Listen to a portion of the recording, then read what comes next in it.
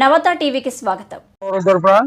ఈ ఊరు ఎవరెలుపు మా ఇంటి ఎవరెలుపులో ఉంటాయి. అడివిరాజుల బాబు పండుగ సందర్భంగా ఈ జాతర చేయడం జరుగుతుంది. ఇది ఎప్పుడు కూడా అది గిరిజనుల పండుగ. ఈ గిరిజనుల పండుగని పూర్వం మా తాతగారు సంగీత పాత్ర గారు వాళ్ళ తరపున చేయడం జరిగింది. దాన్ని ఆనవాయితీగా నేను కూడా దగ్గర 30 సంవత్సరాల నుంచి ఈ పండుగ నా ఆధ్వర్యంలో చేయడం జరుగుతుంది. సంక్రాంతి పండుగకైనా సరే ఈ ఊరు ఆడపడుచులు కానీ అల్లుళ్ళు కానీ రాకపోవచ్చు, కానీ ఈ పండుగ మాత్రం ఎక్కడెక్కడ సుదూర ప్రాంతం ఇతర రాష్ట్రాల్లో ఉన్న వాళ్ళైనా విదేశాల్లో ఉన్న వాళ్ళైనా సరే కంపల్సరీగా ఈ పండుగకి వచ్చి ఈ పండుగలో పాల్గొని ఈ రాజుల ఆశీస్సులు తీసుకోవడం మొదటి నుంచి గత 100 సంవత్సరాల నుంచి జరుగుతుంది.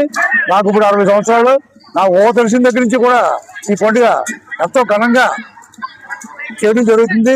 ఇంతకుముందు ఈ పండుగ కూడా ఎప్పుడు కూడా మా కేవలం గ్రామంలో ఉండేది, కానీ అడివిరాజుల పండుగ చుట్టుపక్కల గ్రామాల్లో ఎక్కడ ఉండేది కాదు.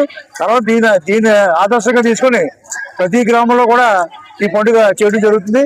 మరి ఇలాంటి ఈ దేవుడికి సేవ చేసుకోవడం మరి ఎంతో పూర్వజన్మ సుకృతం అనుకుంటూ మరి నాకు అవకాశం వచ్చినందుకు మరొకసారి ఈ అడివిరాజుల పండుగ సందర్భంగా మన గ్రామ ప్రజలకి, వచ్చిన చుట్టాలకి, బంధువులకి అందరికీ కూడా ఆ రాజుల ఆశీర్వాదాలు ఉండాలని కోరుకుంటూ సెలవు తీసుకుంటాం.